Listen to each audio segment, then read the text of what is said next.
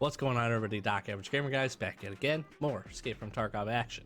In today's video, I'm going to be going over some updated post-FX settings that I plan to be using for the next wipe. I spent some time over the last couple of days tinkering around with these. I had some that I enjoyed quite a bit, but was still noticing, was still not quite getting to the level of effect that I would hope some post-FX settings would work, specifically inside of buildings. And I decided to spend a little bit of time tinkering around, and I think I've settled on a set of post-FX that I think are going to work for me, at least, when we jump into this. So this video, I want to share it. I'm also going to share the previous post-FX settings. I did a video, I don't know, a while ago, talking about my graphics and my post-FX settings, and I will share those as well. I'm going to do some side-by-sides with post-FX off, the new post-FX, which is under the OWL setting, and then chill wave, which was the ones that I had previously been using, and just give you some side-by-side comparisons so you can see some of the differences. So without further ado, let's jump in. Let's talk a little post-FX. So first things first, I do have to mention a couple of things up front.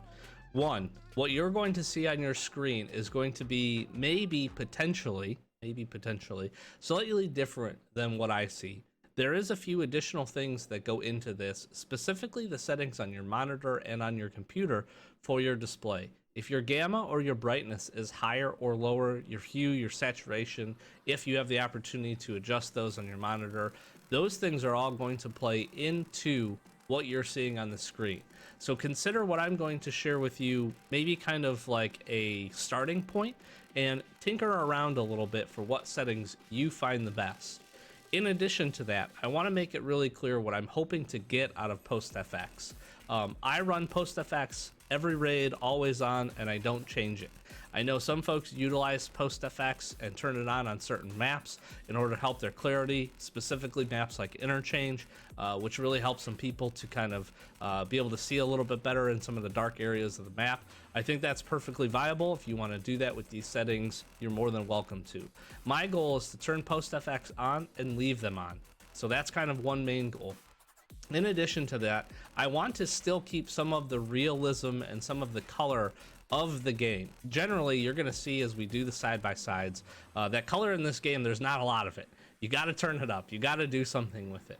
But I don't want to go so far to a point where it looks a little cartoony or everything is a little too crazily highlighted. That certainly has its advantages. If you want to play like that, it's your game, by all means, please do that.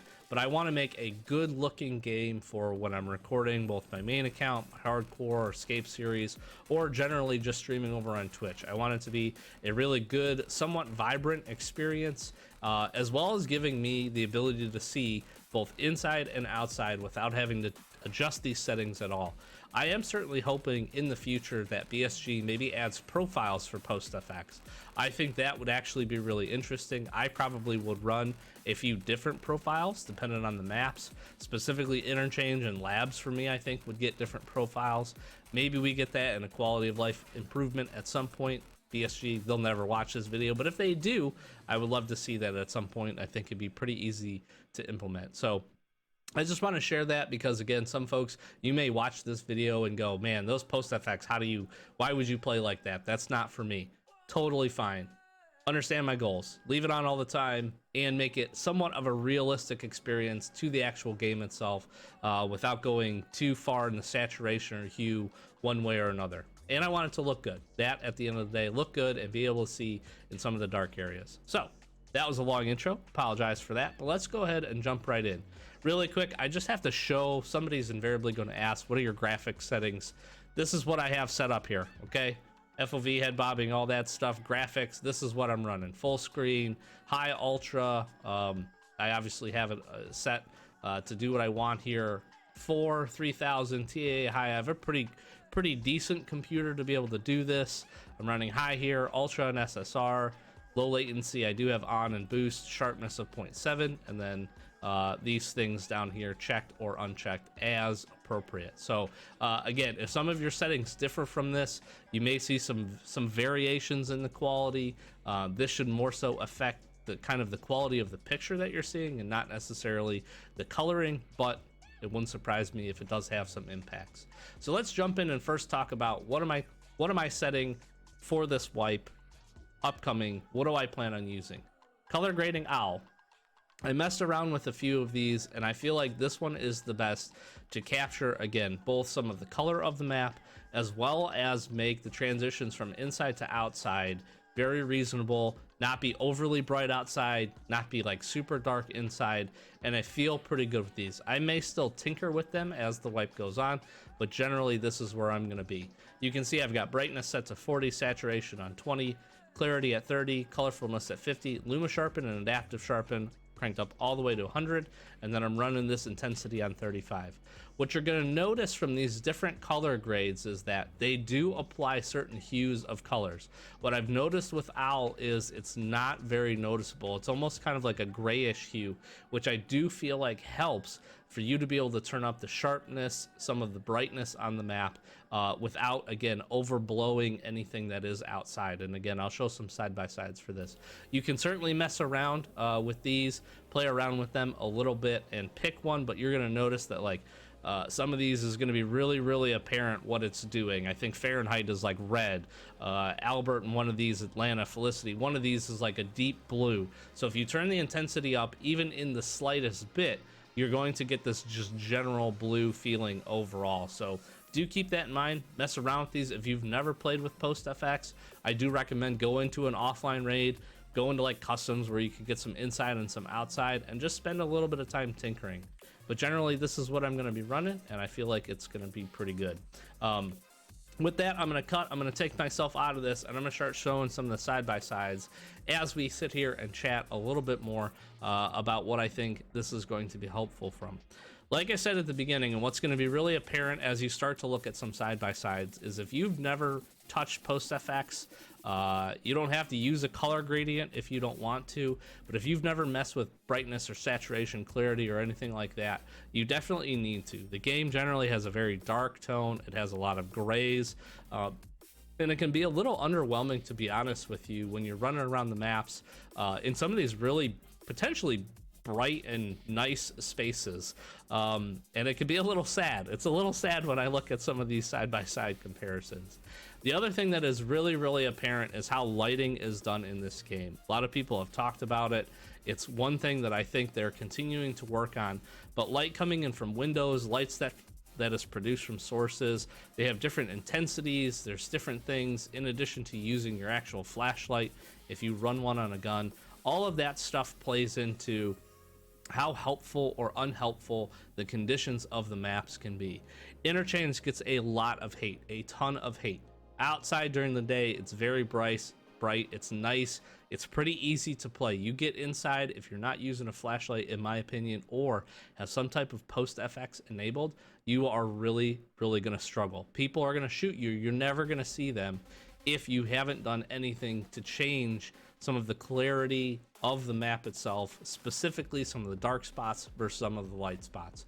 Again, I think these owl settings with these Post FX are going to help you do that. And again, for ease of use, I don't like to have to go in and turn them on and turn them off, turn them on, turn them off. If you want to do that, by all means, that's on you, certainly.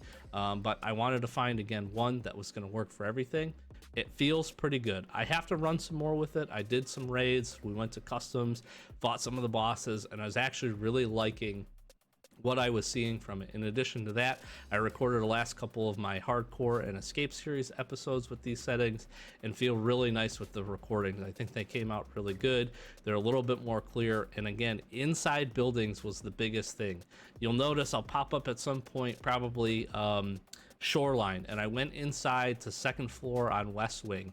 And one thing that was really tough with my chill wave settings that I had been using before was I had a hard time, the farther the depth went out, the darker it got, and that made it for really difficult positions when people were at the other end of the hallway. I really had to rely on a silhouette and a lot of movement in order to pick those up.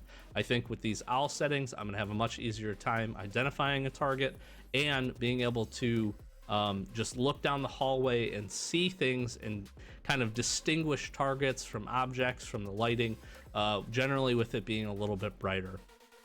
Like I said, I don't think this is an end-all be-all. There are plenty of different ways to set these up, and like I said at the outset, please do consider that your brightness and the other settings on your monitor is going to play into this. In addition, I just want to note that from recording on my screen to what goes actually into OBS and is produced is also still slightly different. It's about as close as I can possibly make it. There is a little bit of a lighting difference, and I don't think it's anything too intense to throw this off. But like I said, use these as a starting point. I did like Chillwave. Try the owl settings out if you're looking for some new post FX, if you want to get some similar effects to myself, and then start tweaking a little bit. You may have to adjust brightness or clarity a little bit, maybe even colorfulness, turn it up or down. Luma sharpen and adaptive sharpen, you can certainly mess with those, as well as the intensity of the color grade. If you take it down a couple of notches, you might be able to find yourself in a really sweet spot that looks really good for you and also helps you to, again, identify targets and hopefully not have to switch these on and off. So with that being said, I'm probably coming back to you at this point. Hopefully this is helpful for you. I like to do these guides every once in a while. I don't typically change these a whole lot, and I will let you know as this upcoming wipe, which I'm very excited for, as this upcoming wipe comes up, I will let you know if I do anything crazy with these. But as it stands now, hopefully these are helpful for you. I certainly am going to enjoy using them and continue to tweak them, and hopefully you enjoy if you're a fan of the hardcore or the escape series or any of the other content that we put on the channel. Hopefully this makes for a little bit better of a viewing experience for yourself as well. So I will close this one out. I am Doc from The Average Gamer, guys. As always, thank you so much. Like, comment, subscribe. Let me know down below if you ended up inputting these and using them, or if you have a different setup that you really enjoy. If you have some experience with the game, please share it down below. I think that's the best way. People talk about this on a regular basis, but I don't think enough. So please share any settings you have set below where you find some really good opportunities to use and you like, and we can continue to grow the community and give people options that hopefully work for them. In addition, I'm going to flash some socials at you. And please consider giving us a follow over on Twitch. We got a TikTok, Discord, Twitter. Give us follows and likes and all that other stuff over there. All links are in the description. We do stream Fridays and Saturdays, usually Sundays around 8:30 or 9 p.m. Eastern Standard Time, randomly throughout the week when we can. We've been running a bunch of series, and we're excited to get the next wipe going with those series as well. So stick around on YouTube. We would really appreciate it. Closing it out. We'll catch you in the next Escape from Tarkov video. Peace.